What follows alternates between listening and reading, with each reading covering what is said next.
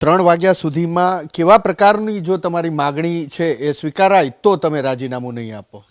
જો સૌથી પહેલાં તો રાધનપુરની અંદર જે બનાવ બન્યો હતો અને ચાલુ સભાએ અમને જે ડિસ્ટર્બ કરવાનો પ્રયાસ કર્યો એ બાબતે હજુ સુધી કોઈ એક્શન લેવામાં આવ્યા નથી. અમે વાત કરી હતી કે જે લોકોએ અમને ડિસ્ટર્બ કરવાનો પ્રયાસ કર્યો છે એમને તાત્કાલિક સસ્પેન્ડ કરવા જોઈએ.